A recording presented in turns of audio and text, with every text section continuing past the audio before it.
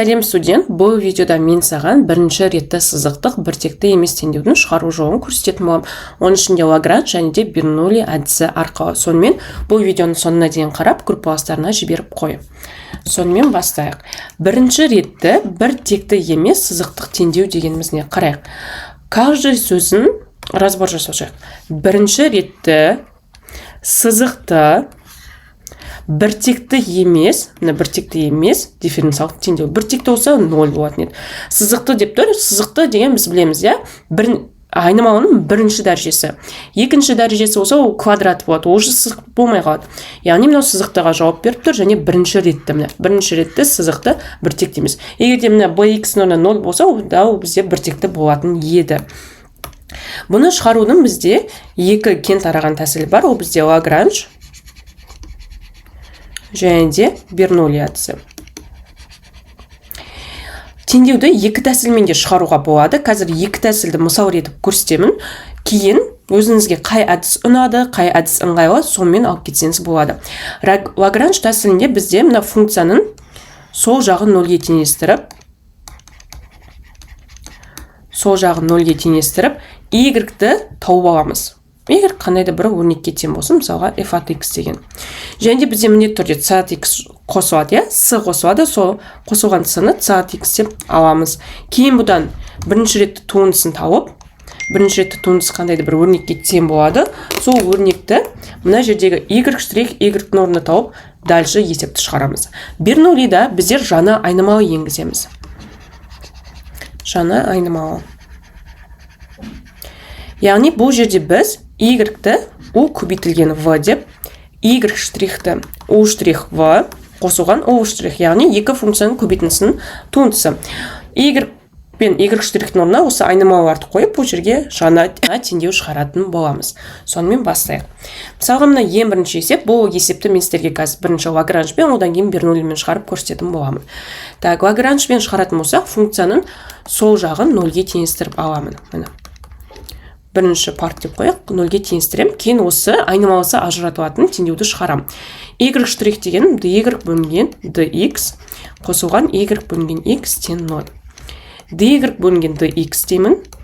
Y бөлінген x-ті мына жаққа минуспен көшірем. Енді x-тарды бір жаққа, y-тарды екінші жаққа жинастырам. dy бөлінген y тең бөлінген dx мына жаққа көбейтіп кетеді. Минус dx бөлінген x. Так, dy бөлінген y-дің интеграл табам екі жағынан. ln y тең минус ln x, және бізде міндетті түрде тұрақты жүреді ln c. ln y тең, мына жақта логарифмдерді өрнектейтін болсам, қосылып тұр, мына азайтылып тұр, демек оны бөлінді ретінде жазам. ln c бөлінген x деп. ln-дарды жоям потенциалдаумен y-тен c бөлінген x деген жауапты алам. Бұл жерде мен c-ны тұрақты емес, x-қа тәуелді функция ретінде алам. Бірінші парт аяқталды. Екінші парт, осы y-тен c от x бөлінген x-ті мен туындылайым. y'-тен, яғни мен бұл жерде u бөлінген v-ның туындысын қолданам. u'-v минус u' бөлінген v квадрат. Сонда, бірінші c'-x көбейтілген x, азайтылған c от x көбейтілген x. Туындысы ол 1-ге тең бөлінген x квадратқа. Сонда бұл бізде c от x бөлінген x минус c от x бөлінген x квадратқа тең. Енді қараңыздар, бұл өрнекті алып, бұларды алып, мен мұндағы y пен y'-ның орнына қоямын. Сонда, менде y'-ның орнына қоятын болсам, c от x бөлінген x, азайтылған c от x бөлінген x квадрат, қосылған y'-ның орнына c от x бөлінген x-ті қоям, ол бөлінген x пен c от x бөлінген x квадратты береді. Тең косинус x. Жойылады c от x бөлінген x тең кос x-қа, c от x тең x кос x-қа. Енді екі жақтан интеграл табам. Интеграл. Сонда c от x интеграл тапқанда туындысы кетеді, интеграл x кос x шығады. X кос x-ның интегралын табайық dy метод арқылы. Так, дифференциал интеграл. Таңбасы плюс, минус, плюс. Дифференциалға x-ті интегралға кос x табам. X-дің дифференциалы 1, 1-дің дифференциалы 0. Кос x-ның интегралы синус x. синус x'ның интегралы минус кос x. Так, и жинастырамын. Тең болады. Бірінші x-ті синус x-қа көйтем, x синус x. Так, қосылған минус 1-ді минус кос x-қа көйтем, плюс кос x. И плюс c болады. Сонда мендегі цат x-ім x синус x қосылған кос x қосам c-ға тең екен. Мінеке. Енді жауабын табу үшін менде жауабы ғой. Цат x-ның орнына осы өрнекті қоям. Y тең x синус x қосылған кос x қосылған c бөлінген x-қа. Сонда y-ның жалпы шешімі тең x синус x-ті x-қа бөлем, синус x қалады. Кос x плюс c бөлінген x деген осындай жалпы шешімді алады екенмін. Так, басында есеп шығарып үйреніп жатқанда, яғни әртүрлі тақырыпқа міндетті түрде анализ, яғни қорытынды жасау керек. Бірінші не істедік? Сол жағын нөлге теңестірдік, y тауып алдық. Бұны біз жалпы шешімі деп c-ны цат x-қа тәуелді функция дедік. Кейін y-ның өзін алдық, туындысын алып, теңдеуге қойып, дифференциал теңдеу шығардық. Жойылатындар болды, қысқаратындар болды. Осы жерде мен цат x-ті тауып алу мақсатым, екінші партта цат x тауып, мына орынға қойдым. Осылай менде жалпы шешімі шығады екен. Мынау бізде дербес шешім табуға берілген, оны екінші қазір Берноулли тәсілінде шығарамыз. Енді екінші бұл есепті Берноуллимен шығарайық. Берноуллимен шығару үшін мен жаңа айнымалы енгіземін. Қандай? Y-ті u көбейтілген v деп аламын. Сонда y штрихім тең u штрих v қосылған u v штрихқа. Орнына қойып шығам. Y штрихтің орнына u штрих v қосылған u v штрих қосылған y-ның орнына u v бөлінген x тең кос x-қа. Енді u штрих v-ны жазып қоямын. Мына жерде екеуіне де ортақ u-ды жақшаның сыртына шығарам. Сонда менде v штрих қосылған v бөлінген x тең кос x деген өрнек қалады. Енді қараңыздар, мен мына жерді аламын да 0-ге теңестірем. Теңдеудің дәл ортасын. Осы жақшаны 0-ге теңестіреміз. Сонда v штрих қосылған v бөлінген x тең 0 деген шығады. Окей, енді қараңыздар, біз мына жерді 0-ге теңестірдік. Онда мына полностью осы парт, осы жері 0-ге айналып кетті. Сонда менде жаңа өрнек шығады. u штрих v тең кос x деген. Осы жүйені шығаратын боламын. Так, шығарайық. Бірінші теңдеуді шығарайық. Ең алдымен v штрих қосылған v бөлінген x тең 0. Бұл бізде қарапайым айнымалысы ажыратылатын теңдеу. v штрих тең минус v бөлінген x. v штрих дегеніміз x-қа тәуелді. dv бөлінген dx тең минус v бөлінген x. dv бөлінген v тең минус dx бөлінген x. Екі жағынан интеграл табам. Менде ln v тең минус ln x-қа. Берноуллидің осы бірінші кезеңде, бірінші теңдеуді шығарғанда тұрақтыны қоспаймыз. Осы v-ны тауып жатқанда тұрақтыны қоспаймыз. Тұрақтыны араластырмай шығара береміз. Сонда мына жерде менде ln v тең ln 1 бөлінген x, минус 1 дәрежеге барады. Сонда v тең 1 бөлінген x-қа. Бұл v-ны алып, енді екінші партқа қоямын. Екінші теңдеуге қоямын. Екінші теңдеуге. Сонда u штрих v тең кос x-қа. u штрих v-ның орнына 1 бөлінген x тең кос x-ті қоямын.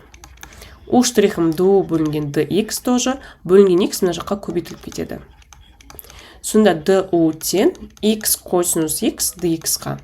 Екі жағынан интеграл табам. u тең болады. Біз жаңа бірінші теңдеуде x кос x-ның интегралын таптық. Мына жерде. Ол бізде x синус x плюс косинус x-қа тең болды. x синус x. Так, x синус x қосылған кос x қосам. Осы жерде уже c-ны қосам. Енді қараңыздар. Біздер u-ды таптық. Мына жерде белгілеп кетейік. v-ны таптық. u-ды таптық. Енді бізде айтып тұр, жаңа айнымалыда y-ті табу үшін u мен v-ны көбейтеміз. Сонда y жалпы шешім тең u менде x синус x қосылған кос x қосылған c көбейтілген v-ға. v менде 1 бөлінген x-қа тең болды. Сонда y жалпы шешім тең 1-ден көбейтіп шықсам синус x қосылған кос x қосылған c бөлінген x деген жауапты алдым. Байқасаңыздар, Берноуллида да, сонымен қатар Лагранжда екеуінде де бірдей жауап шықты. Енді өздеріңізге анализ жасап, қайсы оңай, қайсы қиын, немесе қайсысы сізге ыңғайлы, соны таңдап алыңыздар. Берноулида көп оқушы Берноулиді таңдайды, яғни жаңа айнымалы беріп, қарапайым туынды тауып шығара берем деген сияқты. Енді қарайық, біз бұл жерден дербес шешімін табайық. Мына жерді жойып жіберейін. Так. Бізге бастапқы шарт берілген y от π тең 0 деген. Сонда y жалпы шешімін жазып қояйық. Синус x қосылған косинус x қосам c бөлінген x-қа. Так, x-ның орнына пи-ді қойсақ, y-іміз 0-ге тең екен. Сонда y-ның орнына 0 дейм, тең синус пи қосылған косинус пи қосам c бөлінген x-қа, пи-ға. Синус пи-да бізде 0-ге тең, косинус пи-да бізде минус 1-ге тең, минус 1 қосылған c бөлінген пи. Так, сонда бізде минус 1 қосам c бөлінген пи тең 0-ге, минус 1 қосам c тең 0-ге, c тең 1-ге деген жауап табам. Бұл жауапты алып, жалпы шешімге қойып, дербес шешім табам. Сонда синус x қосылған косинус x қосылған 1 бөлінген x деген дербес шешімді алады екенмін. Келесі екінші есепті шығарайық. Давайте бұны біз лагранжбен шығарайық. Y штрих қосылған 2y бөлінген x-ті 0-ге теңестіремін. dy бөлінген dx тең минус 2y бөлінген x-қа. Так, y-тарды бір жаққа, x-тарды екінші жаққа жинаймын. Минус 2dx бөлінген x. Интеграл табамын. ln y тең минус 2 ln x, міндетті түрде ln c жүреді лагранжда. Барлық жағдайда c жүреді, тек исключительно Берноулида алмаймыз бірінші кезеңде. Так, ln y тең, мына жерде ln 1 бөлінген x-тің квадраты қосам ln c. ln y-ім тең ln c бөлінген x квадратқа.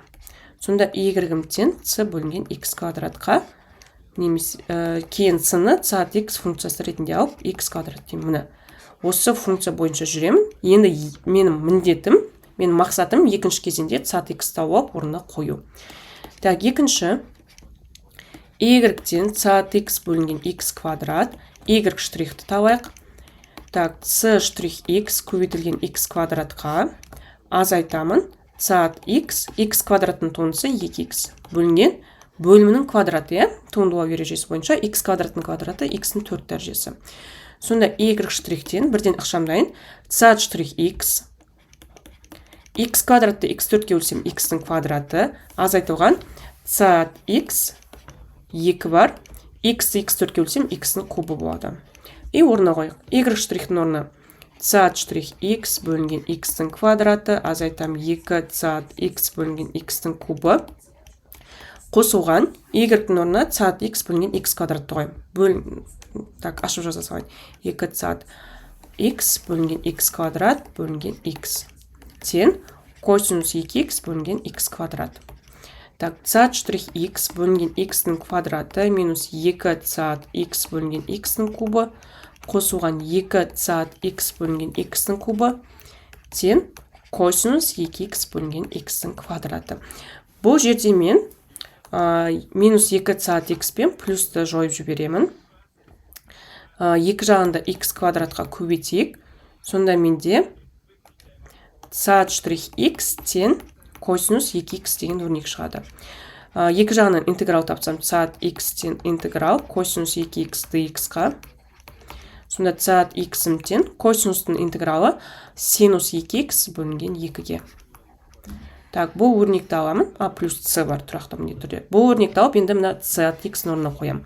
Y тең синус 2x бөлінген 2 қосылған c бөлінген x квадратқа.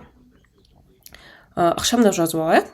Y тең так, синус 2x бөлінген 2x квадратқа қосылған c бөлінген x квадратқа деп жазады екенбіз. Осындай өрнек шықты. Келесі, бізде мына жерде дербес шешімін тап деген. Давайте дербес шешімін сіздер тауып, бұл бізде кезек бойынша екінші есеп, екінші есептің дербес шешімі деп комментарийға жазып кетіңіздер. Келесі есепті бізде үшінші есебімізді Берноулли әдісімен шығарайық. Бұл жерде мен y-ті,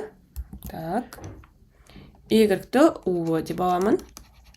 Сонда y штрихім u штрих v қосылған u v штрихқа. Орнына қоям. u штрих v қосылған u v штрих минус 2x u v тең x квадрат енің x квадрат дәрежесі. Так, u штрих v, u-ды жақшан сыртына шығарам. Сонда менде v штрих минус 2x v қалады екен. Тең x квадрат енің x квадрат дәрежесі. Так, жақшаны 0-ге теңестірем. v штрих минус 2x v тең 0-ге. Бұл 0-ге тең болса, онда u штрих v тең x квадрат, u штрих v тең x квадрат енің x квадрат дәрежесіне. Бірінші теңдеуді шығарып бастайық. Так, v штрих минус 2x v тең 0-ге, v штрих тең 2x v-ға, v штрих тең dv бөлінген dx тең 2x v. Бұл жерде v-ны бөліндіге жіберемін, бөліндідегі dx-ті көбейтіп жіберемін. Сонда менде ln v тең x квадрат шығады. Бұл жерде біз Берноуллидің бірінші теңдеуін шығарғанда тұрақтыны қоспаймыз. Бұл жерден v-ны өрнектеп алатын болсақ, енің x квадрат дәрежесі тең v-ға деген өрнекті аламын. Енді екінші теңдеуге келемін. Екінші теңдеуде u штрих v тең x квадрат енің x квадрат дәрежесі. u штрих v-ның орнына енің x квадрат дәрежесін қоям, тең x квадрат енің x квадрат дәрежесі. Қысқарады. u штрих тең x квадратқа, u штрихім ду бөлінгенді x тең x квадрат. Ду тең x квадрат dx. u тең болады, екі жағына интеграл табам. x квадраттықы x куб бөлінген 3 қосылған c-ға. u-ды таптық, v-ны таптық, y-іміз u-ға тең, мінекей. Енді бұл жерден y-тен u-дың орнына x куб бөлінген 3 плюс c-ны жазамын. v-ның орнына енің x квадрат дәрежесі. Бұл біздің жалпы шешіміміз. Бізге дербес шешім табу керек. X-іміз 1-ге тең болғанда, y-іміз 2-ге тең деді. Яғни x-ның орнына 1-ді, y-ның орнына 2-ні қойып шығарам.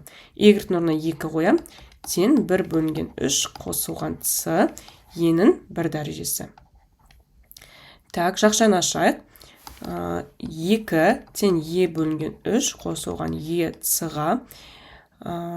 Бұл жерден 2 минус e бөлінген 3 тең e c-ға.